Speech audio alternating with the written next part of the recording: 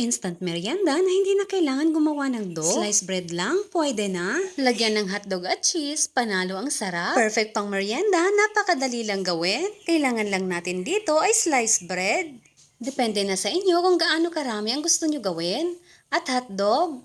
At ganito lang ang gagawin natin. Kukuha lang tayo ng isang sliced bread.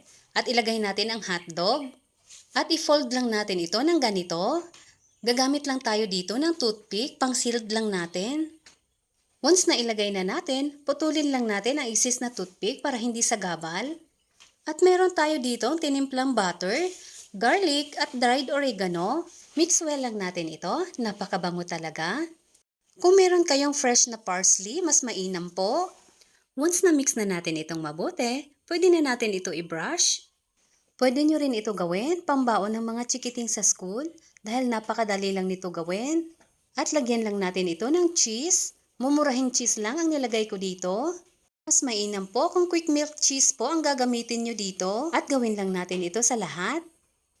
At ayan na, ready na ito para isalang natin sa ating oven. Lutuin lang natin ito ng 150 degrees Celsius for 15 to 20 minutes. Kung wala kayong oven, pwede rin po sa air fryer. Pwede nyo rin po ito lutuin sa kawali. At ayan na, may pagmeryenda na tayo. Mas mainam sana ito kung quick milk cheese ang ginamit natin dahil nagmi-melt talaga. Pero sa lasa, pareho lang naman kasi parehong may cheese. At talaga namang masasarapan ang inyong mga chikiting dito dahil may hotdog at napaka-cheesy pa. Maraming salamat hanggang sa susunod po.